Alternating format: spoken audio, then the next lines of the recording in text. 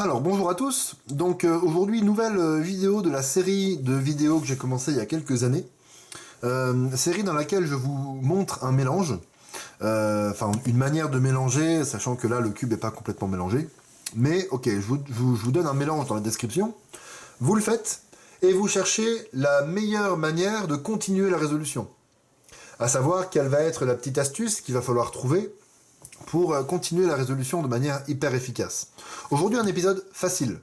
Ça va pas être facile à insérer dans vos résolutions après, mais ça va être facile de trouver la solution en direct. Pendant la vidéo, quand vous allez mettre pause dans quelques secondes, j'imagine, j'espère d'ailleurs, parce que c'est mieux de réfléchir par vous-même avant de regarder la solution. Donc un épisode facile, mais la raison pour laquelle je vous le montre, c'est parce que moi, ça y est, depuis quelques mois, c'est quelque chose que je fais dans mes résolutions. Donc ça montre que c'est possible, et c'est pas un truc théorique, juste c'est marrant sur le coup, mais en fait, demain on a oublié, et puis on l'utilisera jamais. Regardez, vous avez une paire ici. Alors là, dans mon mélange, que vous pouvez trouver dans la description, vous mettez la face jaune au-dessus et vous le faites. Dans mon mélange, j'ai deux paires de F de L qui sont résolues. Je veux insérer la troisième avec ma paire qui est là, ici. Donc regardez, je vais le faire. Hop, hop, hop. Et là, je me retrouve avec ça. Donc ça, c'est moche. Ça, c'est vraiment très, très, très moche. Ça va demander plein de mouvements possibles. Enfin, ça va demander plein de mouvements, en fait, avant d'avoir un cas en 3 mouvements, une paire. Puis ensuite, il faut rajouter les 3 mouvements pour insérer la paire. Bref, ça, c'est hyper moche. Donc je vais ressortir ma paire et on va réfléchir à autre chose. Quand vous voulez insérer une paire, quand vous ne vous chronométrez pas, il y a différentes choses que vous pouvez tester pour voir ce que ça fait sur le cube. La deuxième insertion que vous pouvez tester, c'est avec un sledgehammer. R', F, R, F'. Dans ce cas-là, il faut mettre la paire au-dessus de son slot. R', F, R, F'.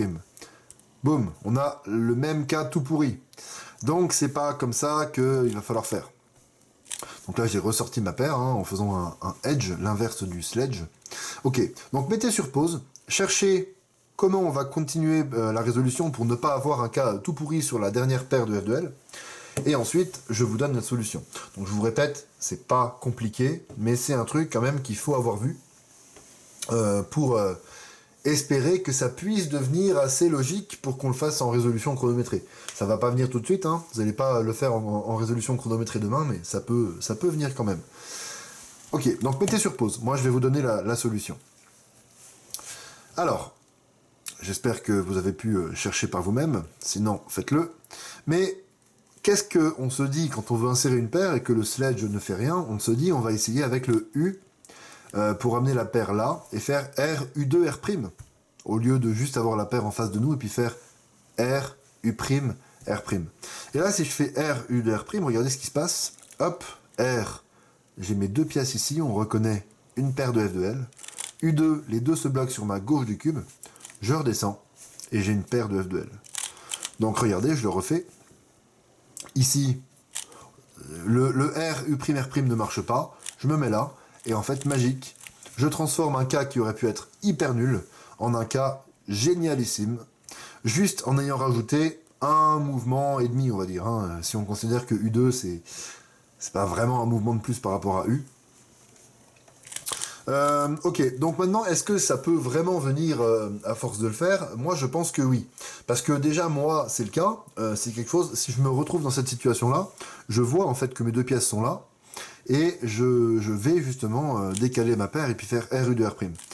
Donc, ça veut dire que c'est possible, mais ça va pas venir tout de suite. En fait, au début, vous allez insérer une paire qui est là, et vous allez vous dire, tiens, je me retrouve dans ce cas-là.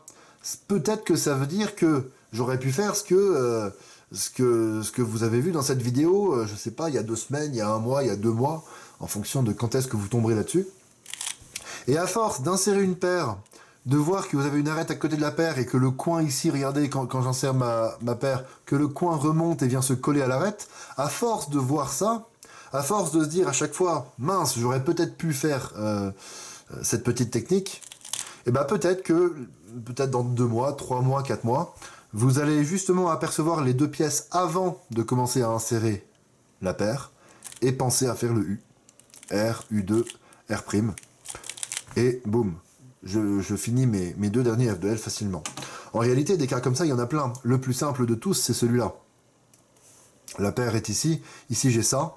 Donc si j'insère la paire, bah, il ne se passe rien avec ça. Alors qu'il suffit de faire un U en plus. Et là, j'insère ma paire avec R, U de R'. Et c'est pareil, regardez ce qui va se passer. Le coin se bloque. L'arête, elle va ici. Et en fait, j'ai un cas en 3 mouvements. Donc ici, c'est pareil quand vous avez ça. Hein. Vous avez une paire comme ça devant vous. Ça, on n'oublie pas de faire le U hein, pour faire R, U de R'. Et pouvoir terminer rapidement les F de L.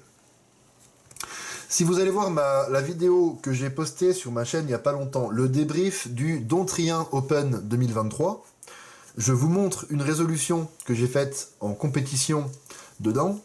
Je parle de ce truc-là. Et figurez-vous que je ne l'ai pas fait. C'était une erreur de ne pas le faire. Heureusement, la suite de la résolution a été incroyable. Et donc j'ai fait un très bon temps. C'est pour ça d'ailleurs que j'en parle dans cette vidéo. Mais justement, j'ai eu ça et je ne l'ai pas fait. Et je m'en suis un petit peu voulu quand même. Mais bon, peut-être que si je l'avais fait, j'aurais eu une dernière couronne qui aurait été moins bonne que ce que j'ai eu. Ça, de toute façon, on peut pas vraiment le savoir. Mais ok, j'espère que cette vidéo vous aura plu. Entraînez-vous. C'est vraiment un petit truc qu'il faut voir, que ce soit ce que je vous ai montré sur le premier cube ou sur le deuxième. C'est des choses qu'il faut vraiment remarquer. Et ça permet vraiment de gagner du temps et d'avoir des résolutions beaucoup plus propres, sans avoir de cas de F de L tout nul. Des fois, on se demande quand même comment ils font Timon Kolaczynski et Max Park, etc. Alors, bon, Max Park, mauvais exemple, parce que lui, il va bourriner dans tous les cas, mais on va prendre l'exemple de Timon Kolaczynski. On se dit comment il fait pour ne jamais avoir de cas nuls. Et bah, il empêche les cas nuls de se produire sur son cube. Et il faut une vision globale du cube exceptionnelle. Je pense que j'ai même pas un centième de la vision du cube qu'il a. Et encore, je suis gentil envers moi. Mais voilà, c'est que des petites choses comme ça qui font qu'en fait, à force de s'entraîner, eh ben, on va réduire les chances d'avoir des cas nuls. C'est comme quand on apprend des COLL, ou quand on apprend des OLLCP, des ZBLL, plein de choses comme ça, qui permettent d'éviter d'avoir des cas nuls. Bon, ok, c'est tout pour cette vidéo. Donc, entraînez-vous. Salut!